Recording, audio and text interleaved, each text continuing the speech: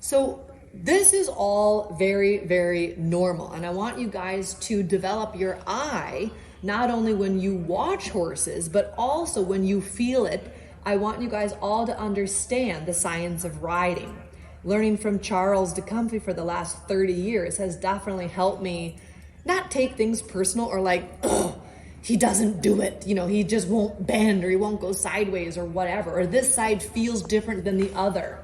It's all about understanding the function of the horse's body, and that this overbending of the left neck is 100% normal.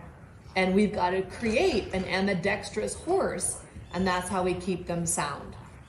Which is why Norma's so fun to have in the academy, because she's 20 years old and she's now in the best shape of her life. She's soft in the contact. She's more supple in her hips. She's more elastic in her gait.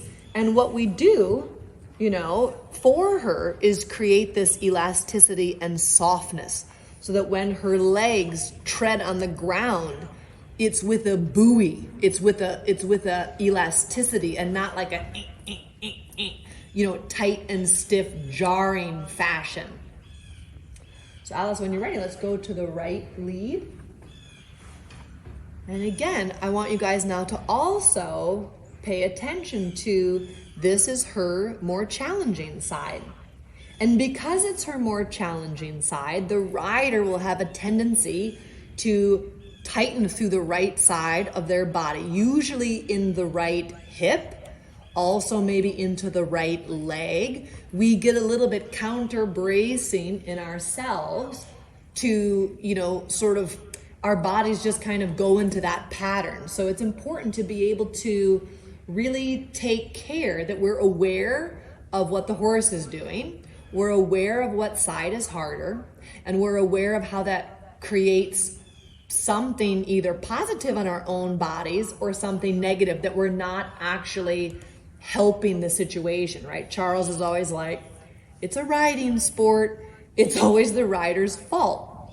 And that's like, are we creating it ourselves, or are we also not preventing the issue?